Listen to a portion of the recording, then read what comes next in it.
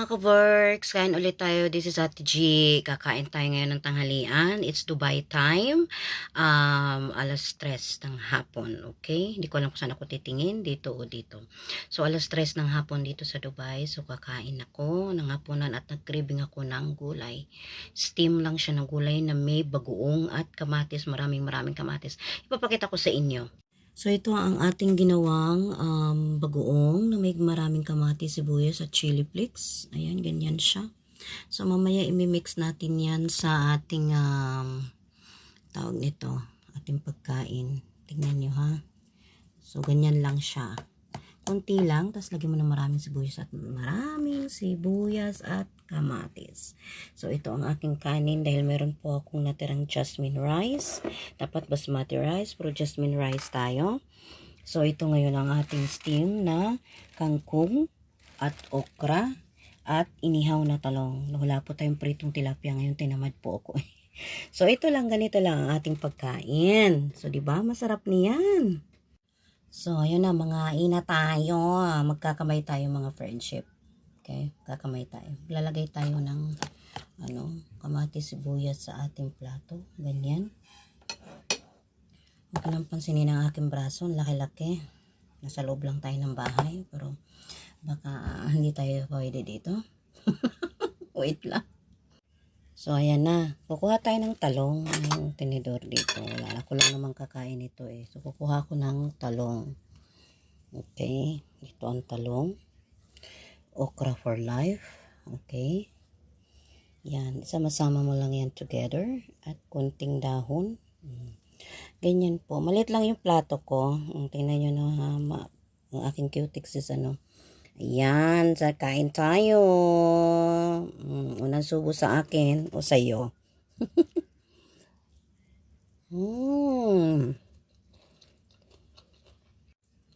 So, yun po. Ang sarap. Ito, okra. Sarap siya.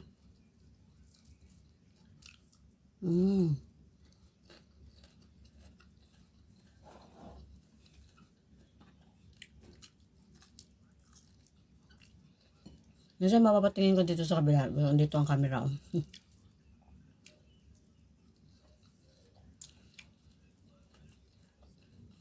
Nangangamoy sa buong flat.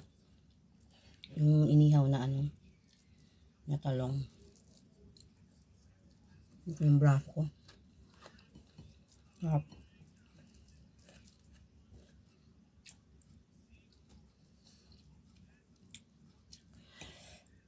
Ang sarap ng pagkagawa. Sakto lang yung alat. Kunti lang yung lalagay mo siya na Tapos, yung kamatis.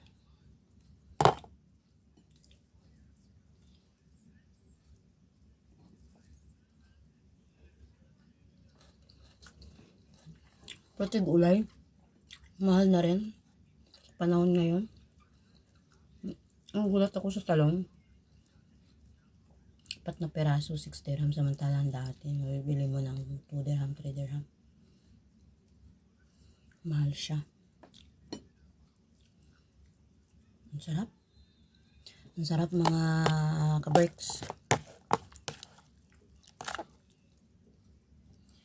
So ngayon, kwentuhan tayo habang nakain. Dahil nahulog. Dahil OFW po tayo ng Dubai. So, marami ng mga pagsubok sa buhay. Pero parang mas gusto kong mag-focus kumain kaysa magkwento. Yung background ko. Kasi dito maliliit lang kwarto namin eh. Yung binabayaran lang namin dito, yung kwarto-kwarto na maliliit. Yung sakto lang na makatulog ka ba, mahigaan mo.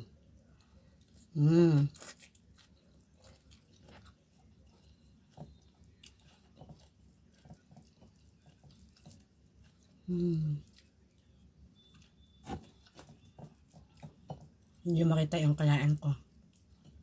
Hindi kasi nakaset up yung aking madumi na yung kamay ko.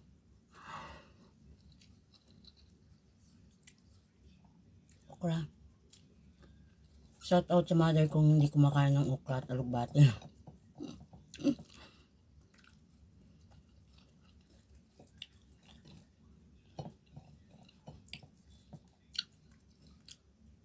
Sarap.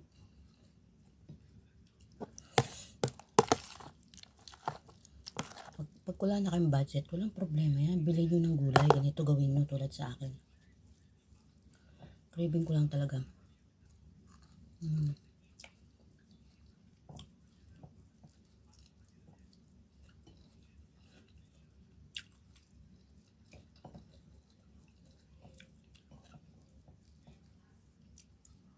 Ganun katawan ko. Sarap.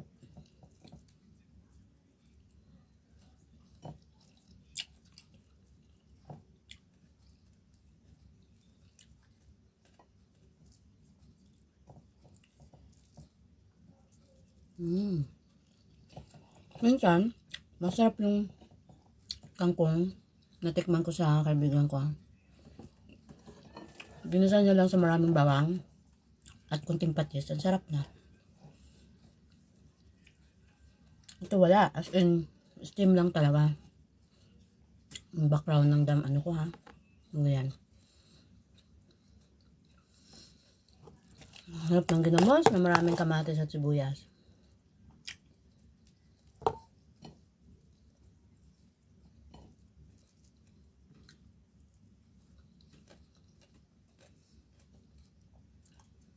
Dinamihan ko talaga para mayroon pamaya.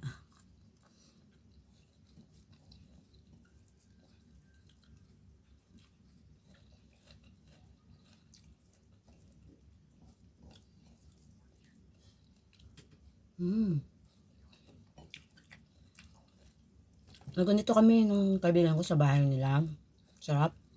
Sabi ko gagawa ulit ako ng ganun.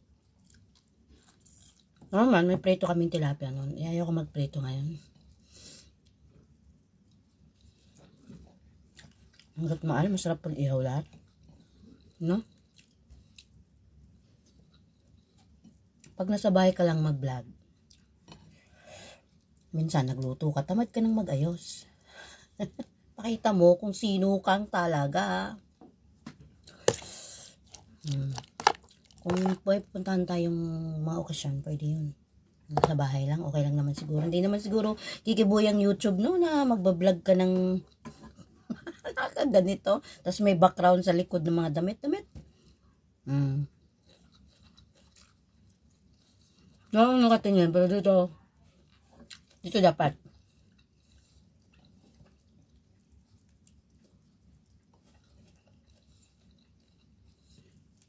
Ang tagal na stop ng YouTube ko kasi hindi ako tuon talaga dito. So, yun.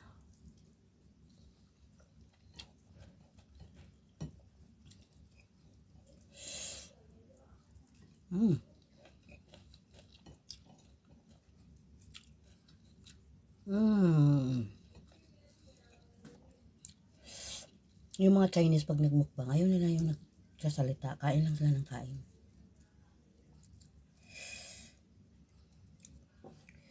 Ako, magsasalita ako kung may sasabihin ako, may kukwento ako.